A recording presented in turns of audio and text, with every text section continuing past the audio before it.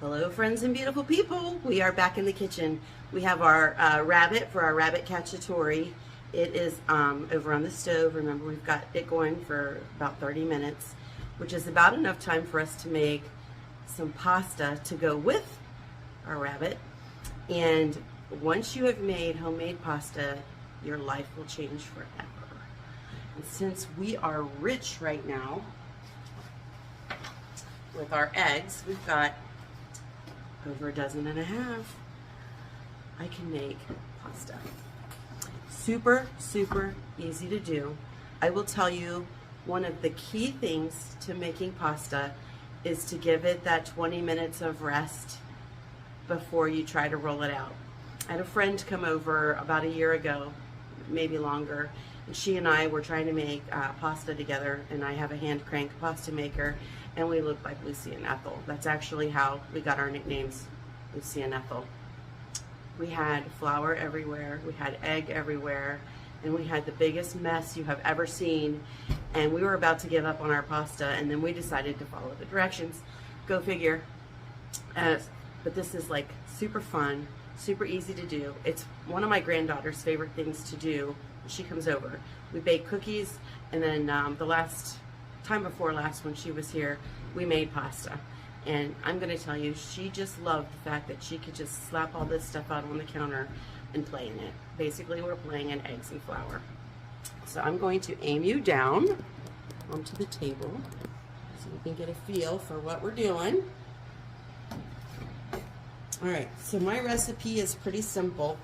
I use 2 cups of all-purpose flour, 2 cups of semolina flour, a pinch of salt, 6 large eggs, and 2 tablespoons of olive oil. But there's a catch to how I do this, and I don't know if this is what helped or not. So, you know I've got those industrial size flour things. So, it tells you how much I make this stuff. All right, so what I do is I make a ring with my first cup of all-purpose flour. Now,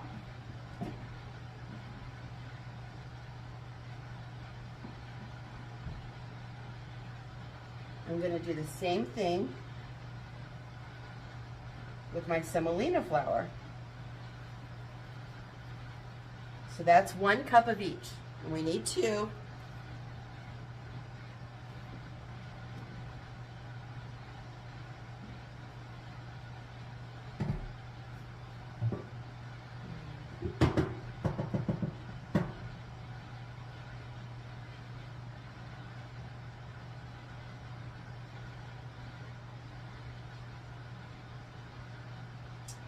There's something about making pasta that I'm a geek, so you're gonna hear it. It's for me, it's almost like a therapy. It's just you get your hands in there and it's like kneading dough. It's not a chore. It's just, I don't know how to describe it for you. All right, and this is our pinch of salt. Now we're gonna do our eggs. Remember, no matter if you've got farm eggs or you've got store eggs, we're always gonna crack them into a bowl first. We're gonna need 6 eggs.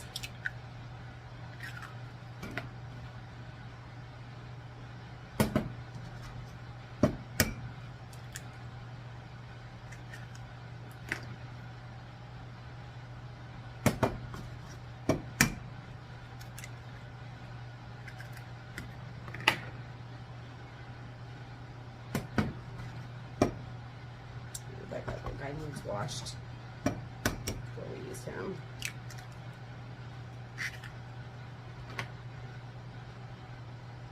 Oh my gosh, I can smell that rabbit.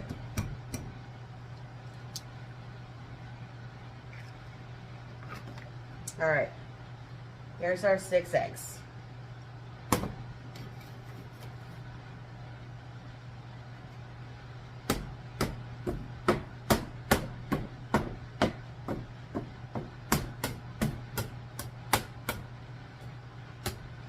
just want to get those yolks open.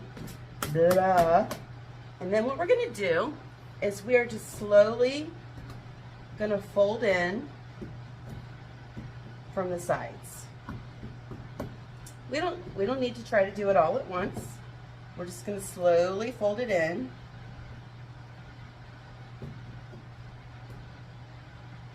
And I will tell you, doing it this way really helped me to enjoy making the pasta, because the other way, when we were having our Lucy and Ethel moment, it just was being a little bit too much like work. I mean, because it was the two of us and you know, we were having fun in the kitchen, that part of it was fun, but we really weren't enjoying this pasta making process. Now I've gotten so addicted to this that I now make a lot of ravioli. I make our lasagna, I make our fettuccine, I make our spaghetti, and I make, I think it's called cavatelli. I have to look. I had to buy a separate, I wanted to be able to make all of my pasta. So I was looking for something that would make something similar to like a macaroni. And I like shells, but you can kind of use the same method that you use for gnocchi that you do to kind of make shells, or so I figured. Now I haven't tried it yet. So I was okay with that, but the macaroni thing was getting me, because Hubs likes his macaroni salad. So I did get another one. Both of them are hand cranked so that I can still make him pasta if we don't have power. Which is funny, I will tell you now, because when I was getting ready to make the rabbit video, Hubs had cut the power. He was putting a new GFI in the garage, and it was a good thing I hadn't started yet, or the lights would have gone out on this. All right, see how we're just working this in here?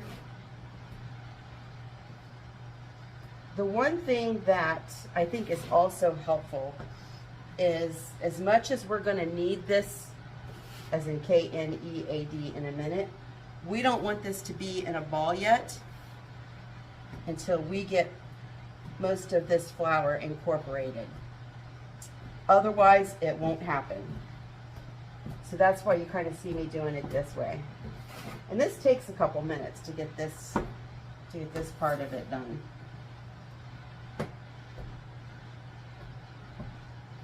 Because then you're going to feel like, and this is kind of where another place that she and I had gotten on the struggle bus was, if you don't do it like this and you try to start kneading right away, you just end up with this rock hard clod that you can't do anything with.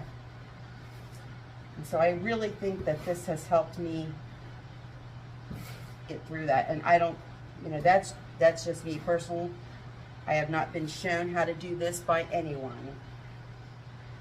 I did get a Sicilian recipe, and oops, looks like somebody's going to get to sweep the floor.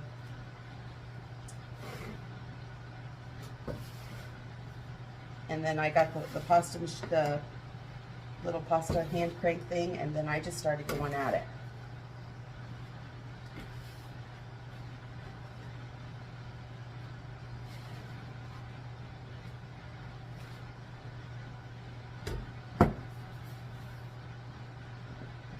See how we still have a little bit of a crumbly mess? It's okay. We're just going to keep working it. And if you've worked this for a few minutes, and you know what? You know why we have a crumbly mess? Did we put our olive oil in here? I don't think we did.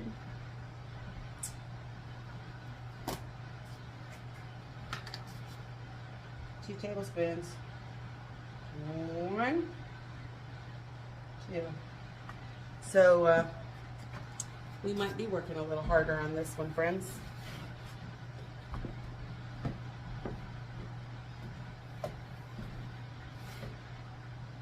but I'm not going to throw this away. I'm not going to start over a new video because I forgot it and don't want to look silly on the video. Nope, I'm going to do this the way I would do it if you weren't here. And if we did add the olive oil already, I don't remember. I'll have to actually watch the video myself to see. It doesn't hurt to have more olive oil. Because honestly, there are some times when I'm making this that I do add a little more.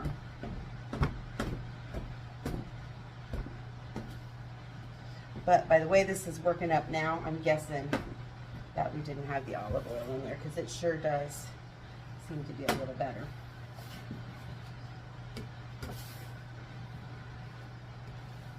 Now, if your wrists are, I know some people struggle a lot with their wrists and kneading bread. You can keep using that dough cutter for a little while, but you are going to want to get in here.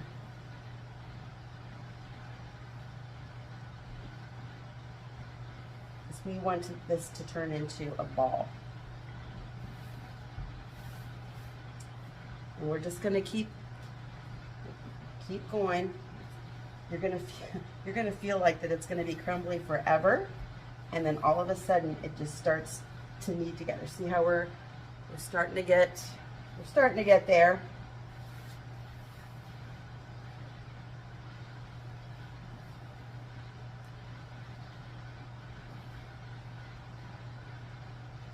So the first time I made the rabbit cacciatore, I didn't tell Hubs that I had made the pasta to go with, because at that point I don't know that I had made him pasta before. I think actually the day that my friend and I made this, we actually made the rabbit cacciatore for him for the first time, and I think so, yeah. So we just kind of didn't say anything about the pasta being from scratch, and both the fellas were wondering what kind of pasta it was, because you know, fettuccine's got that a little, I don't want to say crunchy bite, but it's got that stiff bite to it, and you're going to get a lot of durum with it, whereas you know, spaghetti is thinner and you just get that noodly texture. This was just something else. So, and while we're doing this, let's talk a little bit more about the pasta too. So, we had made that fresh for the cacciatore, and when you make fresh pasta, if you have literally just cut it and are putting it in your recipe, you're only going to let that be in that water for about 3 minutes.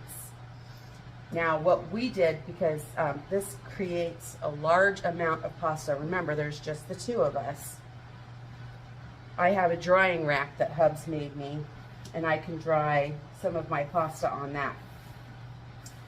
And or another thing that you could do if you want, so if I dry it on the pasta rack, it's good for about 3 months, and that's it. You have to use it within 3 months because of those eggs. But if you want to store it longer, you can put homemade pasta in a dehydrator under, I wouldn't use like my Presto, I would use my Excalibur for that one. And basically what I'm going to do is make sure that it's super, super dry, and you can get 6 to 9 months out of it. It just depends on what kind of pasta it is. But friends, that's not something you want to play with. And the reason why it would be okay with a dehydrator is because you're taking that liquid out that's going to allow for that bacteria to grow. But being someone who is in the food business, you have a 4-hour safety zone total for food, where it can be at room temperature or whatever temperature before that bacteria is considered toxic. And that's just a simplistic way of saying it, but basically you've got a 4-hour window, and there's certain temperatures depending on the food where food has to be kept once it's out of that 4-hour window. All right, see, we're getting there. And we only have to knead this until it's smooth. And we're a few minutes away from that, but I just got a sharp pain in my wrist. So what I usually do, once I start to get to this point where it's not as crumbly, is I will come from one side, and then I'll do the two sides. Now I'm still a little more crumbly than what I like. So I am going to just hit it with just a drop of olive oil. And a little bit of what left in there. And we're going to just keep kneading it, because we don't want crumbles. We want a smooth dough.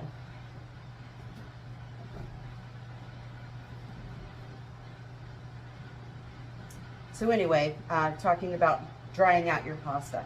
If you stick it in a dehydrator at the correct temperature, so that we're making sure that we're not going to have issues with the temperature of use, that we can get it within that 4-hour period, then you don't have to worry.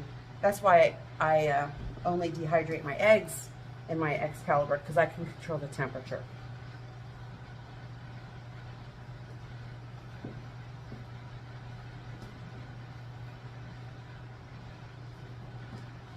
All right.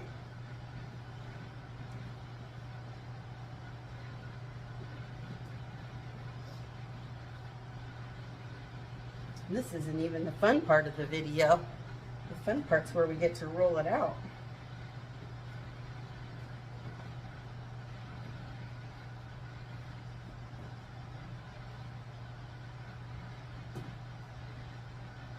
Just cheer yourself on. You can do it. You can do it. And if you need to,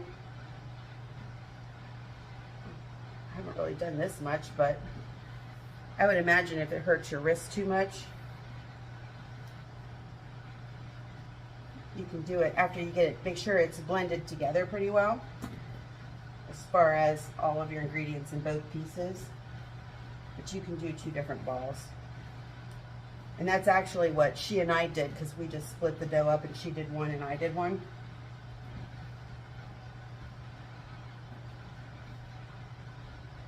But for whatever reason, right in here, I'm getting a pain today, which is not good.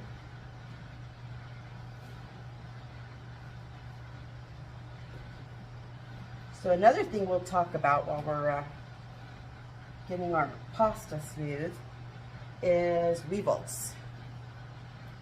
I have these big restaurant size flour things, and I really wanted them, because I was going through 5-pound bags of flour faster than I could, go downstairs and get them, because we don't have a lot of storage in the upstairs. Or we didn't, because we didn't have the cabinets at the time. So I was pretty insistent that I got these things. And friends, I'm so glad I did. But a concern I have is, like, I haven't gotten to make pasta for a few months because the chickens weren't laying. And I wanted to make sure I didn't get weevils. So, being in the restaurant business, I went and bought, I'll show you what I bought.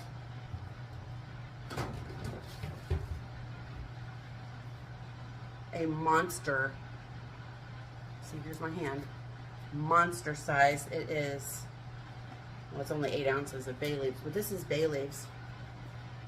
And I have the little mesh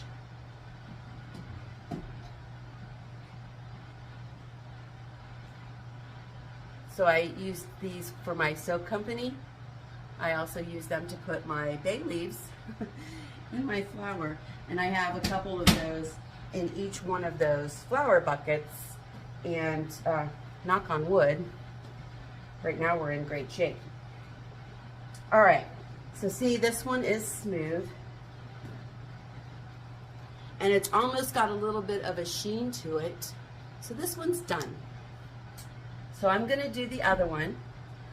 And then I'm going to wrap these in plastic and let them sit for 30 minutes. And then I'll bring you back for more fun. Alrighty friends, it's time for round 2 of our pasta making. So we have let this rest. We just wrapped it in plastic like this. I did put it into 2 different packages, and we let it rest for about a half hour at least. That's the minimum. You can actually let it rest longer than that. I think I said to put it in the refrigerator. You don't have to do that. You can just let it sit out on the countertop for about a half hour. Now what I'm going to do is I'm going to get it ready for my pasta machine. And the width of my pasta machine is between 4 and 6 inches. So I'm going to roll this down, and how you can tell that you are ready, that you've left it sit long enough to roll, is see how it's kind of staying out when I roll it. If it was still too soon to roll it, it would actually come back on itself. It would shrink back up as you're rolling it out a lot. I mean, it's going to a little because it's dough, but for the most part. And what I'm going to do, since I only have that 4 to 6 inches, see this tube here? I'm just going to cut it in half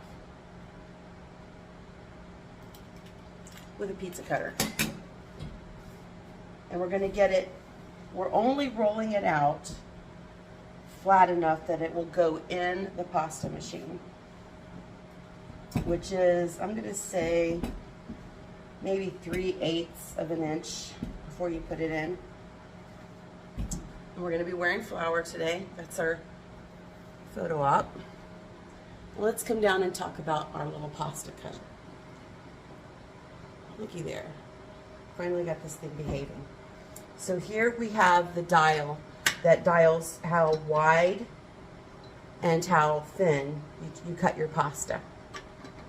And your personal preferences later on are going to determine how thin that you're going to do it for your spaghetti or your wide noodles or your lasagna noodles. You can go thinner and thinner, and actually you can roll it through here as many times as you want. So if you roll it through and it seems a little thicker than what you want, you can always go down and roll it thinner. You can't make it thicker, so you're better off to just run it through a couple of times until you get the first round through to the thickness that you want. After you roll out your actual pasta, like once you run it through the cutter part, then you're done. You're not going to be able to make it any thinner. And then we have an attachable little handle. So this is the first roll. This one on the end that's just straight. I don't know if I can get you. Let's see if we can get us. See, this one is straight. That's what we're going to do at the first roll. This one here has the wide blades. That's going to be for like a fettuccine or an egg noodle. And this here, this very thin, is going to be where you cut something like a spaghetti. All right. So let's do the fun parts. Let me back you up a little bit so you can see. We've got this like this. And we are just going to feed this in. And it's still a little bit thick. Rats. So we're gonna end up with a mess, but that's okay. I know it's not. Let's roll this out just a little bit more.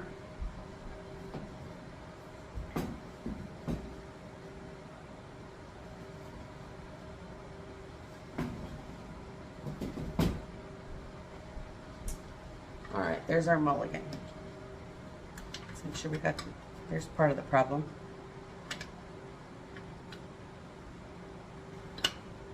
When I was playing around and showing you, I made it too small. All right, so we're going to stick one end in. You're going to try to hold this straight, and you're also going to try to have an even pressure on it. And we're just going to roll.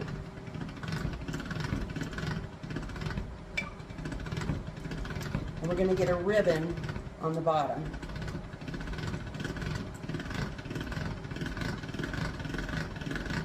And I like doing this by hand rather than using a like a KitchenAid attachment, because I have more control.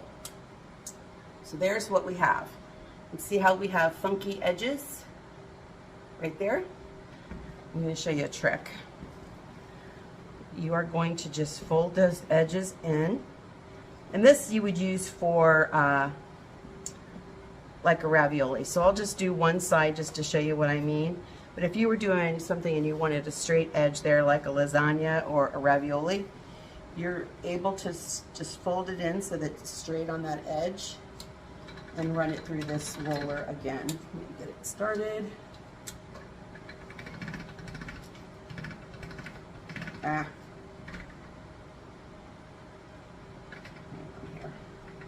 Fold it back over.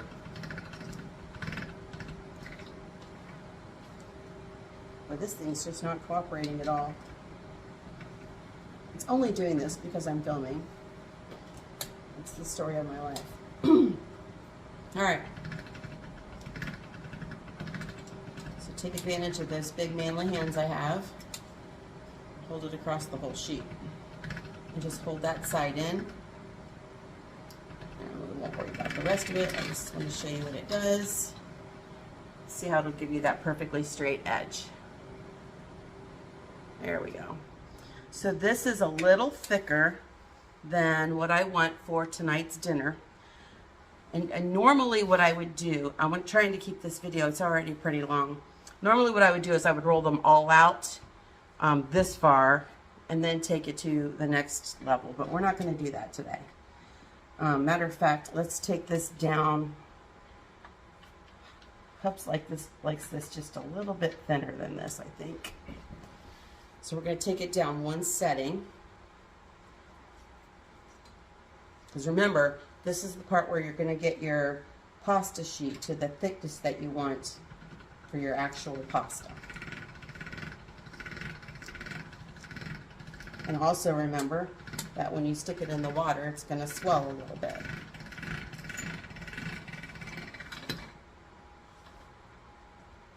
All right.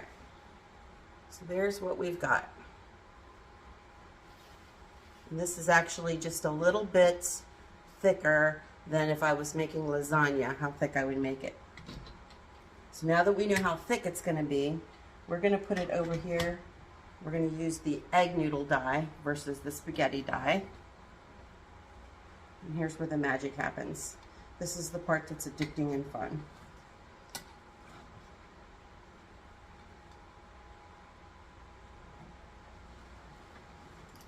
Should have probably fixed my ends before I did this, but that's okay.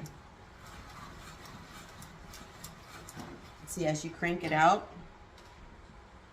look at your beautiful pasta.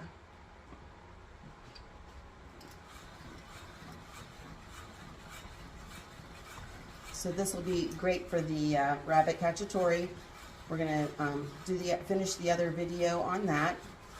We're going to get our salt water boiling. Now remember, when you're making pasta and you're putting salt in that water, the salt level on the water should be the same as like a saltwater pool or the ocean.